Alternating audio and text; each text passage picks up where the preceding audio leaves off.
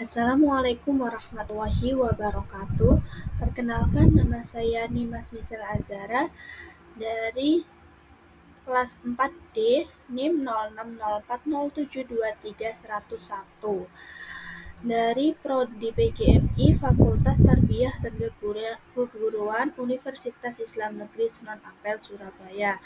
Di sini saya akan menjelaskan tentang teori pembelajaran dan pemerolehan bahasa Arab sebagai bahasa kedua dalam bahasa Arab yang diampu oleh dosen Bapak Dr. Taufik MPDI.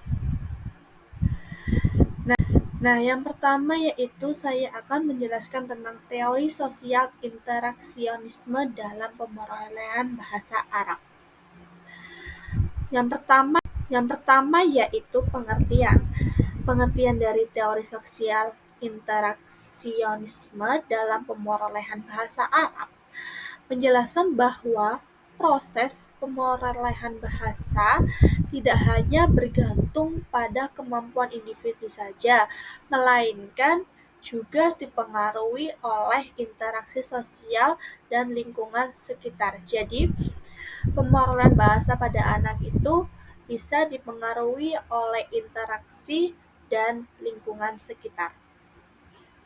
Untuk selanjutnya yaitu prinsip dasar teori sosial interaksionisme dalam pemerolehan bahasa Arab. Yang pertama, interaksi sosial. Pemerolehan bahasa Arab memerlukan interaksi sosial dengan penutur asli atau lingkungan yang menggunakan bahasa Arab secara umum adalah penggunaan bahasa dalam kehidupan sosial. Jadi, yang dimaksud interaksi sosial yaitu anak bisa mendapatkan bahasa Arab sebagai bahasa kedua yaitu dari lingkungan sekitar. Nah, lingkungan sekitarnya itu mereka sering menggunakan bahasa Arab, jadi anak dapat mendapatkan pemerolehan bahasa baru dari obrolan setiap hari. Nah, yang kedua yaitu konteks sosial.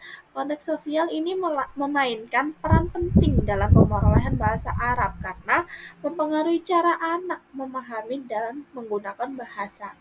Nah, yang ketiga yaitu peran aktif anak.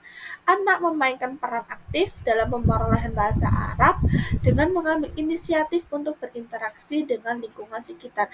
Jadi, anak jika dia peran aktif dalam kehidupannya dan berinteraksi dengan orang lingkungan sekitar yang menggunakan bahasa Arab, anak akan dapat mendapatkan pemerolehan bahasa Arab dengan peran aktifnya anak tersebut. Nah, yang kedua yaitu prinsip dasar teori sosial interaksionisme dalam bahasa Arab dalam lingkungan keluarga, sekolah, dan masyarakat. Di sini saya akan menjelaskan di lingkungan sekolah. Nah, di lingkungan sekolah ini dikembangkan menjadi murid yang anak itu mampu secara kritis atau responsif memahami tutur orang lain. Jadi, di lingkungan sekolah itu anak-anak mampu secara kritis dan responsif dalam memahami tutur bahasa orang lain. Nah, yang kedua yaitu menyampaikan pikiran dan gagasan dan kemampuan dalam bahasa Arab yang tertib. Nah, jadi anak itu diajari mereka dapat menyampaikan pikiran mereka dan gagasan mereka dan mampu menggunakan bahasa yang baik. Nah, yang kedua yaitu memahami kaidah-kaidah bahasa, memahami sikap positif terhadap bahasa yang dipelajari melalui pembinaan, pemahaman, keterampilan, dan sikap. Nah, faktor pembelajaran bahasa juga merupakan pendukung atau penting untuk mencapai pembelajaran bahasa. Guru merupakan faktor penting dalam pembelajaran ini. Oleh karena itu, guru disebut fasilitator. Nah, selanjutnya yaitu pembelajaran bahasa melalui interaksi. Jadi, di dalam sekolah itu anak-anak diajarkan guru berbicara dan murid untuk mendengarkan. Ketika guru berbicara dan siswa mendengarkan, setelah itu siswa diminta untuk merespon atau menirukan bahasa yang telah didengarkan oleh anak-anak itu tadi. Contohnya yaitu ketika guru berbicara, "Ismi Lukman."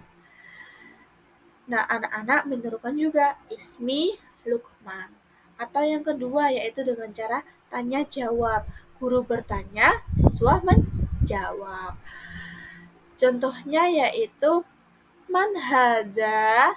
"Hada qalamun." Atau "Man hadhihi?" "Hadihi saburatun." Anak-anak menjawab, guru bertanya. Nah, yang ketiga yaitu pemainan bahasa.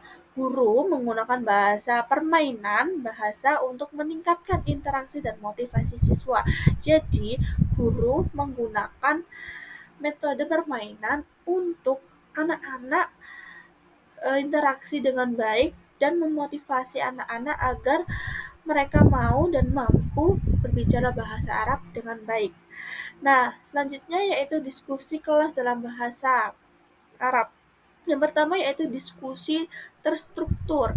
Guru memfasilitasi diskusi terstruktur dengan memberikan topik dan pertanyaan yang harus dibahas.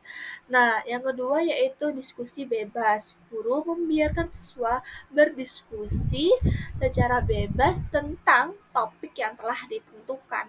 Nah, yang ketiga yaitu presentasi.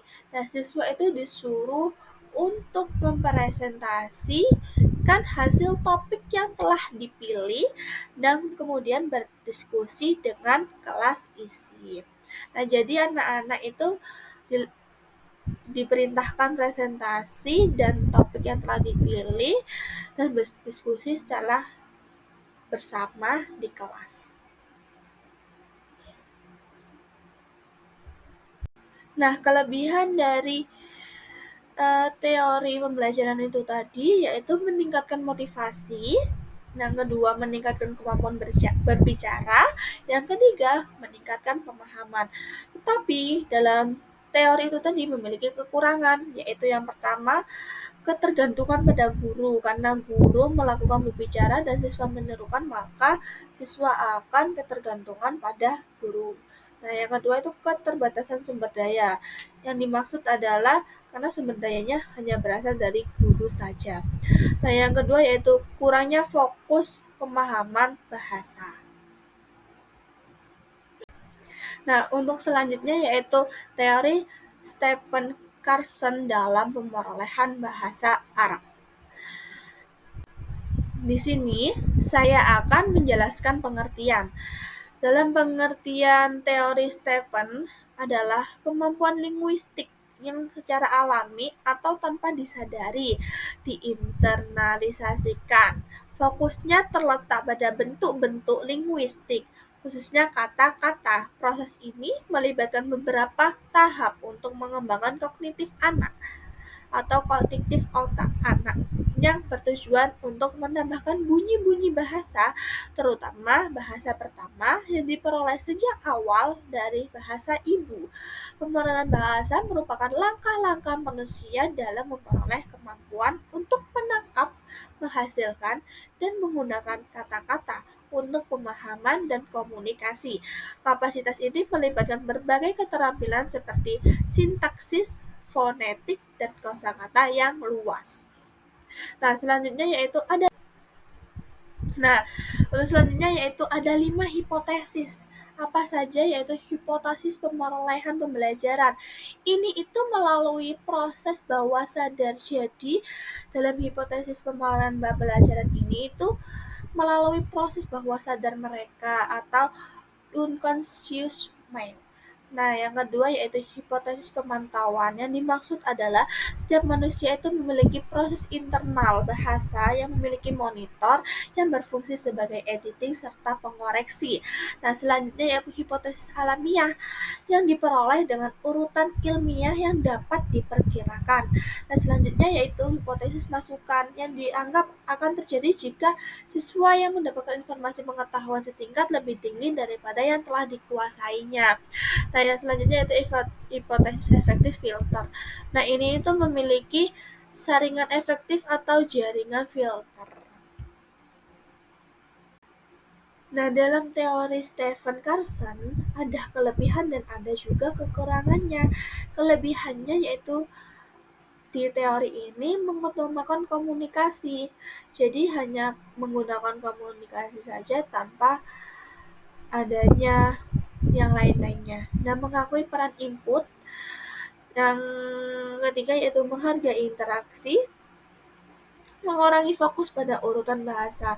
Jadi, karena Stephen ini mengutamakan komunikasi, jadi mereka ini mengurangi fokusnya pada aturan-aturan berbahasa. Nah, kekurangannya ketergantungan pada input atau hipotesis. Jadi, Stephen ini teori ini itu ketergantungan pada input dan hipotesis. Jadi kurang kurang melebar ya, karena tergantung pada hipotesis. Dan selanjutnya itu kurangnya perhatian pada perbedaan individu. Jadi itu karena menggunakan input, jadi mereka tidak memperhatikan kurangnya dan adanya perbedaan setiap individu. Nah, yang kedua yaitu kurangnya evaluasi yang sistematis. Oke, mungkin itu saja yang bisa saya jelaskan. Dan di sini adalah ada daftar pustaka yang saya peroleh dan saya cantumkan dalam PPT itu tadi. Kurang lebihnya mohon maaf apabila ada salah kata. Wassalamualaikum warahmatullahi wabarakatuh.